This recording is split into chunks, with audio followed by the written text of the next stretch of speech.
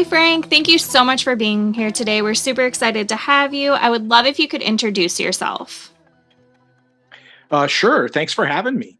Well, my name is actually Frank Scalise is my real name, but I write crime fiction under the pseudonym Frank Zafiro, and I have used that pen name since 2004. And so I spent a couple of few years in the military in military intelligence right out of high school. After one stint there, I got out and a few years later started my police career in Spokane, Washington. I was pretty fortunate in that career in that I got to do a lot of the different jobs that you can do in police work, in patrol and investigations. And then in the second half of my career, I spent that in leadership roles. And so all of the things I didn't get to do as an operator, I was fortunate enough to command the units that did those things. So I got to get some experience with K9 and SWAT and all the specialty groups and work with volunteers and just all kinds of things like that, which has really helped me in my writing career, as you might imagine, having at least dabbled in these different areas. I worked 20 years in Spokane. Retired as a captain in 2013.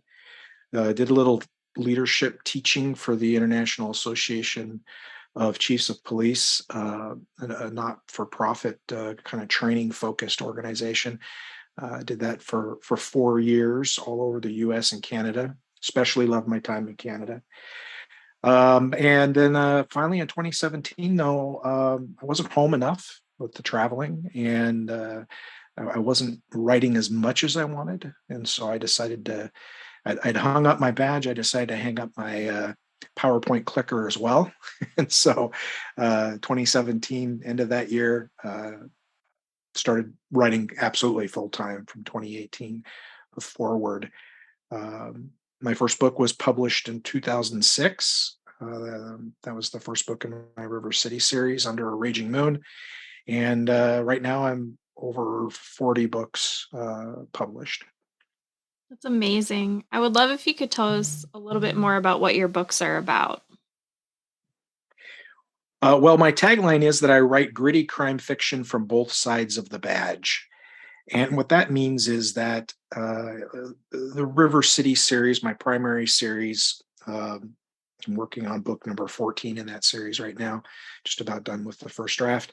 That's a series with it's a police procedural, which means that the focus is not just on finding the criminal, but also the process by which that happens. And so that's my primary series. It's a cast of uh, uh, of characters that you get to know over time. Some retire, some leave in other ways. New ones come in, but the core of that series really is Officer.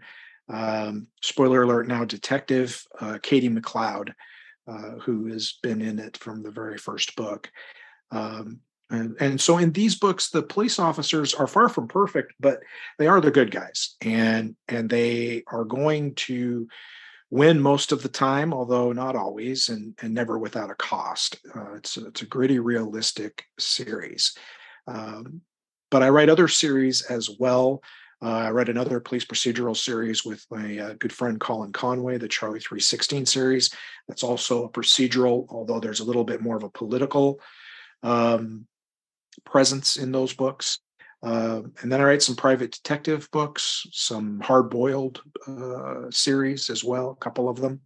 And then my Smokehampton series is the other side of the badge. It's the criminal side. The protagonists in those books are all on the wrong side of the law, so to speak, and so you get things from their perspective. And while the cops aren't the bad guys in those books, they are the bad guys to the main character, or at least the antagonists. And so, I mean, unless if you like mystery, and unless you're a cozy reader, which if you are, I have a few places to point you, Colin in particular. But outside of cozy and traditional, Agatha Christie type of mysteries, I pretty much have the whole of the subgenres covered with one series or another. Amazing. What inspired you to write your books? Well, that's a question you get a lot as a writer. It's like, one of the top 5 probably. And the real answer is that I've always felt like I was a writer. I've always identified as a writer since I was very young. And so I've always been writing, much like maybe somebody who's very into music has always been a musician, but maybe they didn't start playing, you know, grunge until their 30s or something.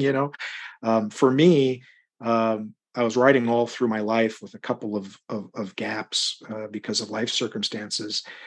And one of those gaps occurred when I went back to school after I came on the job. I was about 3 years into being a police officer. I went back to college as well, full time, got my degree in history. And so there was a good 6 years there where I was writing a lot of police reports. I was writing a lot of term papers, but I didn't really have a lot of time for fiction because I was also, in addition to going to school, I was learning a new job every couple of years. And so there's a gap there. When I kind of came out of that time period, it was around 2004. I had kind of a steadier position. It was a day shift office job. So for those cops listening, I was a house cat for a few years there. After I became a sergeant, things became more settled, and the opportunity to write fiction opened up for me again.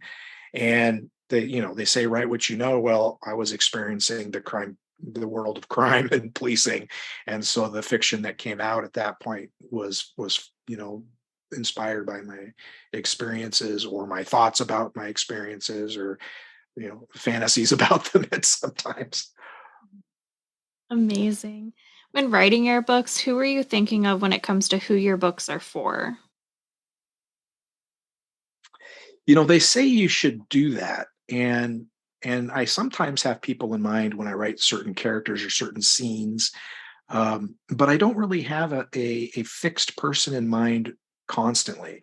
I mean, my wife is my first reader. She reads everything.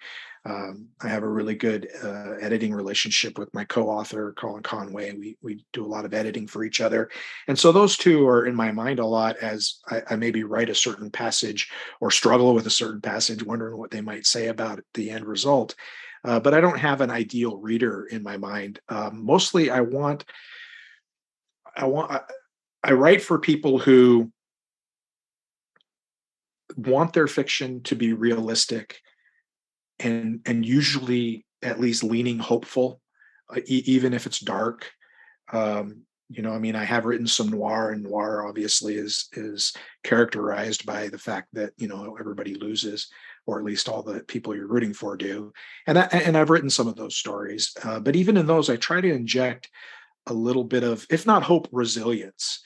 Um, I'm a big Bruce Springsteen fan, and my favorite album is the first one I ever came in contact with, called "Darkness on the Edge of Town." And pretty much that entire album is exactly that. It's about hard situations and tough times, and people getting beaten down, but at the same time, there's this underlying sense of resilience, and resilience can become hope. And so I'm looking to write books and stories mostly for readers who want that. I'm just not good at writing the beach read where someone wants to read something and just be cotton candy happy. And those are great books. I'm not putting them down. They're just outside my wheelhouse. I just don't think I can do it. And so that's kind of who I'm writing for. Amazing. How long have you been writing and what made you really sit down and start? I remember writing actual stories in what we called junior high back in the Paleolithic period that I grew up in. Now it's middle school. 12, 13, writing stories that were really more vignettes, and most of them extremely derivative of the different things I was reading at the time. But I was writing, with a purpose, even at that age. Um, I tried to get my footing as I was in my early 20s in the military, and then after coming on the job, I had a couple of things published, but nothing breakthrough by any means. And I guess I go back to, I had that gap where I wasn't writing fiction, and what inspired me, once I had even a little bit of time to do so, was the fact that that's who I am, right? That's what I do. I mean, if nobody read the stories, I would still be writing them, and that's just like somebody might play guitar in an empty room. It's the same kind of thing. You're just almost it's almost compulsive. Certainly, there's a need to tell these stories, and they're far richer when they're shared. When you talk about them with other writers, or when readers read them and give you feedback. But ultimately, I think I'm inspired by the fact that that's just who I am. Love that. What is your schedule like when you are writing a book? Well, I'm fortunate that I retired from my first career, and my wife is a teacher. She's still in her career, and so I have the luxury of health insurance, which allows me to be at home and to write full time. And so, while I do know some writers have a very rigid schedule, my co-author Colin Conway is a great example of that. He's up at 4 in the morning every day, and writing before 5, all his words that he's gonna new words that he's gonna get out. I've tried that, and sometimes I'll go with that for a few months, and it works for me. But I'm a little bit more. I have a little bit more flexibility there. Um, I tend to write in larger chunks. I mean, some people take the eat an elephant one bite at a time sort of approach to finishing their book. And I think I try to eat him one haunch at a time, it seems like. And I think that's born of the fact that prior to fully retiring from my law enforcement related careers, at the end of 2017, I had to steal time sort of to write, and so I wrote in large blocks, and that became a habit, and it's been a hard habit to shake. Now the good side of it is that if I'm rolling, I don't have any problem rolling for 4 6 hours or more. It doesn't feel weird, or I don't stop myself. So that's the benefit. The downside to it is that it's not 4 to 6 a.m. every day. 1,500 words or whatever, like some of my more disciplined peers do. Amazing. What do you need in your writing space to help you stay focused? Well, what I really should need is to turn off the internet, because I do occasionally get distracted if my phone buzzes, or I get an email or something like that. Unless I'm in the middle of the absolute most thrilling passage I ever wrote, it's easy to get distracted. And you know how you can go down a rabbit hole. You get an email, I'll just send this back real quick. Nope, that's not till the 23rd, and then you realize, oh, I didn't answer the one below it, and that takes a little longer, and before you realize that you've lost 20 minutes that you would have been spending writing. So I guess what I need is somebody with a writing crop to smack me upside the back of the head anytime I get distracted. But outside of that, I just need the basic tools of a writer, which would be a keyboard, program to write in, and access to a constant infusion of coffee. Love it. What is your favorite writing snack or drink? Um, Asked and answered, Your Honor. I think coffee obviously is the number one drink. I try to switch over to water as the morning ebbs, just for health reasons. Snack wise, I don't usually snack at the keyboard when I'm writing. I'll take a break if I need to go have some lunch or whatever. So I tend to not snack on food, just copious amounts of Java. Love that. What type of books do you personally enjoy reading? I love crime fiction. I can't, I mean, I write a bunch of it, and I still love reading it. And so I've enjoyed a wide range of crime fiction from people who everybody's heard of, like Dennis Lehane and Michael Connolly. I mean, these, Sue Grafton. These are all great writers that everybody knows, um, and I enjoy those as well. But I also get a big thrill out of reading my peers. And I say peers loosely. Some of them are way more successful than I am, but they're people who deign to speak to me at conferences, so I'll consider them peers. And so reading people like Jordan Harper, who's written some really good books, including She Rides Shotgun, and more recently, Everybody Knows. This is Jim Latwell, who recently got a Lefty nomination for his book Dead Drop. And everybody else that I'm fortunate enough to call friends. And it's a weird sort of friendship, of course, because most of your interaction is virtual, punctuated by short bursts of a few days together, a couple of times a year. So it's a strange relationship compared to traditional ones from years and years ago. But that's my life, and I enjoy it. I really, that's my social life there, and I enjoy reading their work. And I mentioned my co-author and friend Colin Conway.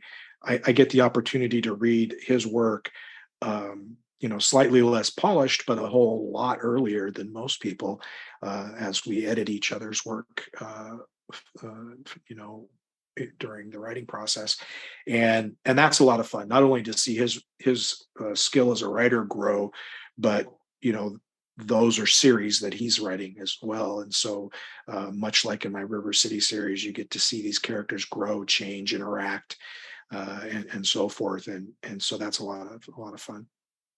Outside of crime fiction, though, I'm a history buff, so I enjoy a good history book, depending on the topic. Because I do have some areas that I enjoy more than others. Ancient history is a big one for me, and so that's a lot of fun. I'm not a big self-help reader, but if it has to do with human behavior, I find that interesting. So I've read pretty much everything Malcolm Gladwell has written, and books of that nature. And then I like fantasy and sci-fi, which is what I grew up on.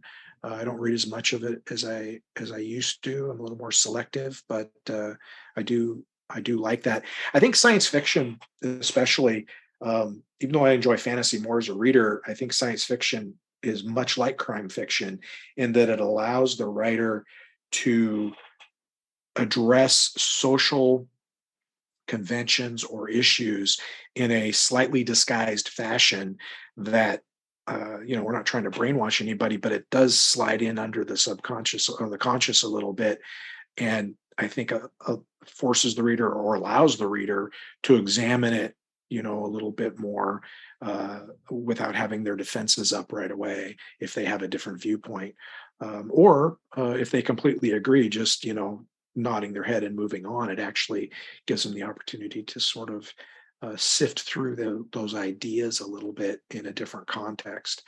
And that's one of the things I've always enjoyed about sci-fi and crime fiction. Love that. Are there any books or authors that inspired you to become a writer? Well, I grew up on fantasy and sci-fi, so I grew up reading Piers Anthony, who is a very eclectic author. Writes both fantasy and science fiction. Writes both very serious, speculative things, and very flippant, funny, lighthearted things. And so I'm amazed at that range. I don't believe I have that range, or certainly not to the degree um, that someone like him, someone like him. I'm from Spokane, and David Eddings was a very well known fantasy author. when I was a teenager. Uh, his Belgariad series was one of my favorites growing up, and so it was really cool to think here's a guy who's from the same town that I am, and it's not a huge town. I mean, it's not tiny. Uh, and I actually grew up in Deer Park, about 20 minutes north, which is tiny comparatively speaking. But here's a guy from Spokane who's doing great, and then of course Jess Walters from Spokane too, and he's a fantastic author. He's been very inspirational. Um, I took a lot of inspiration as a writer, particularly as I got a little bit older, from the work of Stephen King, not just as on writing, but in actually reading his work, both as a reader, but also keeping a writer eye on things he was doing. So those folks have been inspirational. And you can't write, crime fiction, particularly police procedurals, as a former police officer or law enforcement officer of any kind, and not have been inspired by Joseph Wambaugh. I mean, it's just impossible. He was the pioneer, the trailblazer in that department. And so I've been fortunate to exchange a few emails with him, but it would be great if someday I actually got a chance to meet him and just say thanks, because he's been quite the inspiration. Love that. And I know you've touched on this next question a bit. What type of books did you grow up reading? However, did you have an all-time favorite? Ooh, well, I didn't mention Tolkien, but I was a big Lord of the Rings reader as well. Um, and I read the other genre that I read growing up that was completely different were the books by S.E. Hinton. The Outsiders, that was Then, This Is Now, Rumblefish, and Tex were the four that were out during that time period. And I think her books were among my favorite, particularly That Was Then, This Is Now. So I guess if depending on which day you caught me, I would have either said, The Fellowship of the Ring, or That Was Then, This Is Now, at that, 12, 13, 14 age. Love that. On the other side of that, now as an adult, do you have a favorite series or author that if something comes out, you're going to automatically grab it? Yeah, that's such a. I mean, I'd be hard pressed to create a top 10 to that question, to be honest with you. I mean, I mentioned Jordan Harper earlier. His books, he hasn't written many, but his books for me have become an automatic buy, even without reading the back jacket cover at this point. I always check out a Stephen King book when it comes out, see if it's one I'm interested in. I usually am. 11/22/63 is probably one of my favorite books as an adult. I like Michael Connelly's Lincoln Lawyer series, which is ironic considering I loved Bosch as well, and the TV series starring Titus Welliver was also fantastic. But I actually kind of like the Lincoln Lawyer books better for some reason, which is really weird. Having been a cop for 20 years, you don't tend to have the greatest of feelings towards defense attorneys. But I like the Holler books. I like the way he thinks, and I like the way Connolly presents those.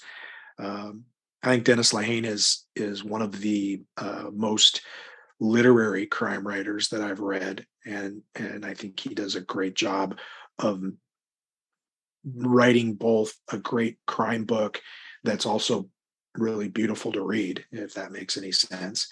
Um, and he's a funny guy. In the times that I've seen him at conferences, he's been pretty hilarious, very down to earth in the way that he appears. So those are just some of them. That's those would be on my top 10, but I couldn't tell you what order they'd be in, and I'm probably forgetting another half dozen or so that I'd be like, oh yeah, that guy, oh yeah, that gal, I beat her in a second. So Love that. What would you tell someone just starting out with reading again? somebody who hasn't really been reading, whose interest has been piqued once more, and they want to pick up a book, Yes. I would say do it. I mean, reading gives you a very rich life. My wife and I have talked about this on many occasions, but reading is one of those skills that um, it benefits you in every aspect of your life, not and take away the entertainment piece of it. It still benefits you in a practical sense in everything you do. Um, Benefits you in terms of critical thinking, focus. I mean, all kinds of things. And then, of course, there's the entertainment value. And the thing is that there's so much to read. Whatever you're interested in, it's like the internet, right? I mean, whatever you're interested in, there's a site for that. There's a podcast about it. Well, there's a book about it too, probably a series with a character that you'll identify with, and there you go. Um, One thing I would say to someone picking up a book again and wanting to read after not reading for a while is to be open-minded about where you get your book. Um, it doesn't have to be from a New York, big New York publisher who's publishing traditionally. Nothing wrong with that, and go for it. But don't necessarily look down your nose at someone who isn't that, published by that. If they could be published by a smaller press or be an independent author like myself who publishes their own work. I would just say look at whether the book interests you, and if it looks like it's a quality book, if they've put the time in to create a good book cover and you read the writing sample and it grabs you, well, then it really doesn't matter where it comes from. It matters that you're going to enjoy it. Love that. On the other side of that, what would you tell someone just starting to write their own book? Um, you know, I'm going to make a joke a little bit, and then I'll give you my real answer. But there's a been a lot of people moving up to places like Montana and other more remote areas, and a lot of those places have taken to creating a T-shirt that they want to give these folks that are coming up and poking around that says, you know, uh, Montana, it's horrible to live here. Now go back and tell all your friends. And so, I mean, tongue in cheek, if somebody asked me what, I'm thinking about writing a book, what would I say? I'd say, knock it off. There's too many of us already. And that's just because the real challenge right now for most writers, even traditionally published writers, although they have an easier time of it due to marketing budgets, isn't whether your work will be published or not. It's discoverability. It's battling obscurity. It's getting eyeballs on your work.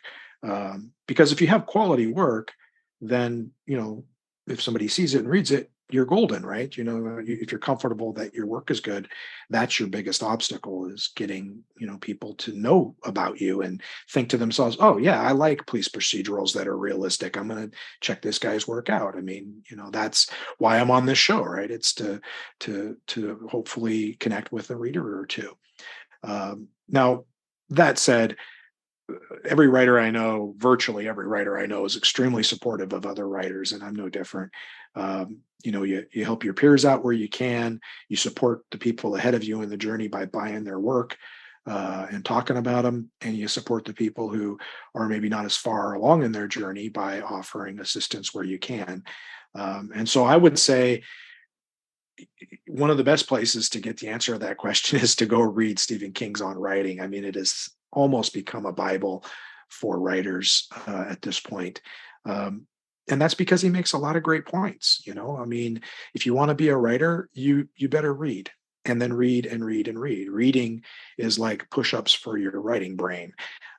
It's always good for you. And then the other advice is you got to write.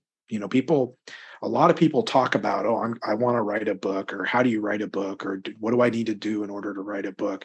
And they plan it and they chat about it and they seek information about it. They do everything but sit down and write it. And I understand why. I mean, there's a number of reasons why, but I think one is if writing a book is your dream, and you eventually sit down and try to do it and you fail, the dream is gone. If you just kind of keep pecking away at it and it's always a future thing, then the dream stays alive. And that's fine. If that works for you, that is absolutely fine. But if you really want to hold it in your hands at some point, and have it be a completed story, then you have to sit down and you have to write it. And you have to not be afraid that it might suck when you write the first draft. And somebody that you give it to might tell you that it sucks right now. Because, you know, if you want to be a writer, you got to read, read, read, and you've got to write, write, write. You also are going to have to revise, revise, revise. That's where the work comes in. And you know, I don't know that everybody's willing to do the first thing, much less the second or the third. And my advice to someone considering it would be, you know, gird your loins, you know, be prepared to do those things, or just, you know, admit that you're not going to, and that's okay too. I'll never be in a band as much as I love to strum the guitar, and I'm trying to always, you know, be able to play to a point where if I tell you, listen to this, you can tell me what song it is. You know, I mean, to me, that's a major accomplishment, you know, but I know I'll never play in a band, and I'm not going to worry about it anymore because I don't have the skill set or the time and effort and so forth to do that. um, Writing may be your guitar playing, maybe something that you play at. You might journal, you might write a short story or two here and there, but that, you know, that may be it. That's okay. If on the other hand, getting a book finished or making a career out of is what you want to do, that's great. Do the things necessary, be willing to do the things necessary to make that happen. And I guess the last piece of advice is one that I have to continually give to myself, and that is to remember that tenacity is perhaps the, you know, most important tool in a writer's toolbox. It's a marathon, not a sprint, they say, and that's incredibly true. You have to be willing to accept that there are going to be days where things aren't going great, or when sales don't happen, or when, you know, a book or a story isn't received at the same level of adulation that you'd hoped. And all of these kinds of setbacks happen frequently in a writer's life, and you have to be mentally prepared to deal with them. And that's where your friends come in, right? I mean, that's one of the reasons you go to these conferences is essentially to all support each other, because every one of us has been kicked in the groin more than once where this is concerned. And you know, I read a book way back in like '87. I was at the Presidio Monterey when I was still in the army, and found this book at the library by a guy named Gary Provost. And it was called "Make Every Word Count," and it was basically a how to write book, you know, which is a difficult proposition to convey to somebody. How do you write? Um, and much like Stephen King's book, Provost had a whole lot of, you know, craft suggestions in there, and technical suggestions, but he also touched on the human side of it, the writer's side of it. And one of the things that he suggested was find, you know, one, two, three other writers that you can meet with on a somewhat regular basis, that you guys can kind of support each other, because, you know, all of these things that I described a little while ago are going to happen. And and the phrase that stuck with me even all these years later was that sometimes another writer will understand what the rest of the world will not. um, you know, how that feels to finally see your book in print, how it feels to get a 1-star review that completely rips your guts out.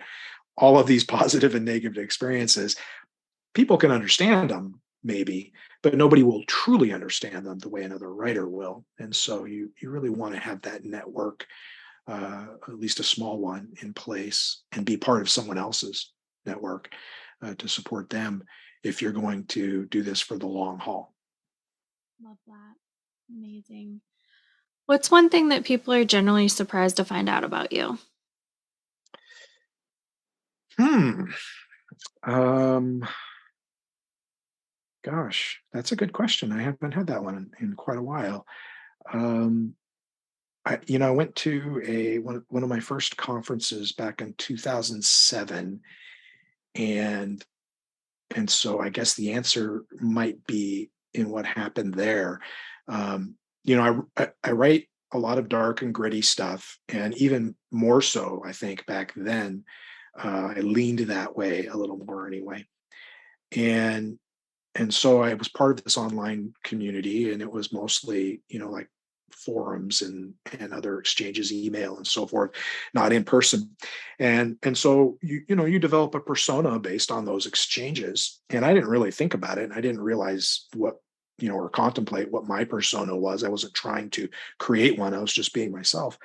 But between the exchanges that I had with people and the stuff I was writing, obviously there was one. So I get there to it was Left Coast Crime in Seattle, 2007, and a couple of the people that I met there um, were people that I had known online, and we palled around like you do.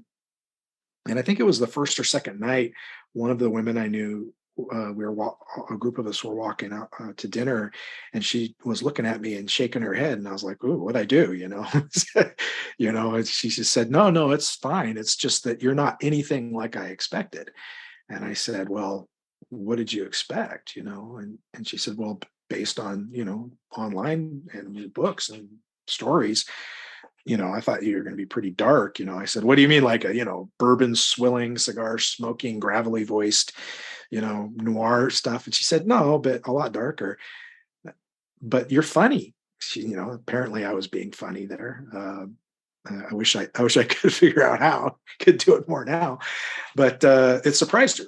And so I guess the answer to the question would be that I think people are sometimes surprised that a writer isn't as closely aligned with some of the things that he or she writes as you might expect.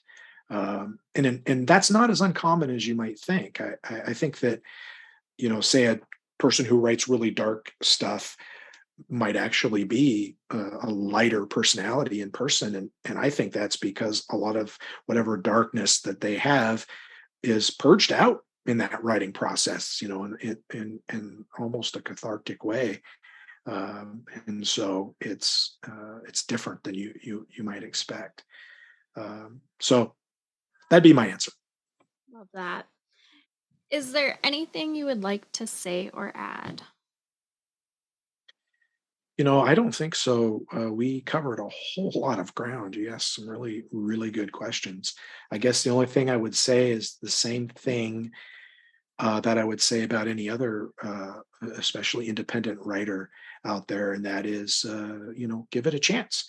If you like crime fiction, if you like police procedurals, or you like hard boiled private investigator stuff, whatever it is if you like any of those things, pick up a book and give it a chance because you might discover a new author. And if that happens to be me, I'm thrilled. If it happens to be someone else, I'm likewise thrilled for them and you. Love that.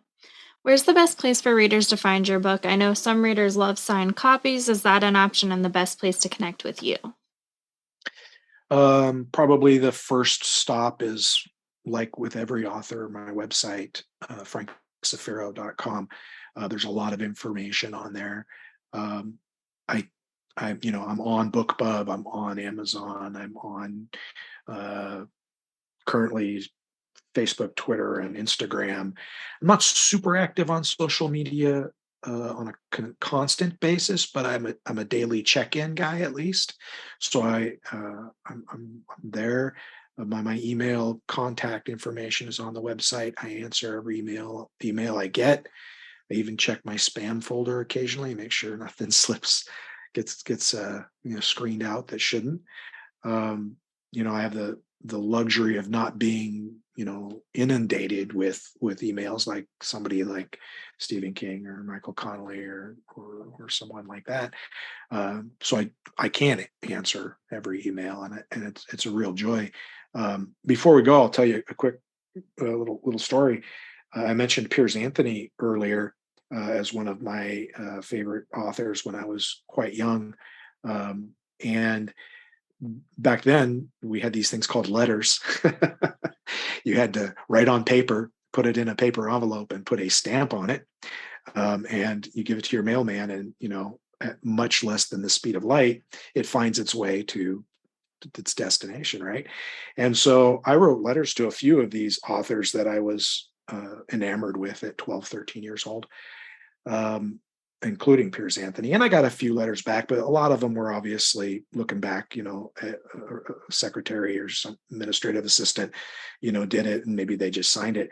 But Piers Anthony used to get like a 3x5 card and type on one side and put your address on the other and mail it back to you. And like his, there'd be X'd out, mistakes and typos and everything he didn't carry, just banged it out. And it was obviously he read your letter, because he would answer your questions and then he'd tell you something cool about a new book coming out, or whatever. And I must have got two or three responses from him over a couple of years there, and I was just absolutely thrilled with that. I mean that's was amazing, to be able to reach out and touch somebody in a way that you're so much a fan of. And of course, that's, I sound very naive telling this story now, because today you can at somebody on Twitter and they might respond or like your post, or whatever. And so celebrities are far more accessible.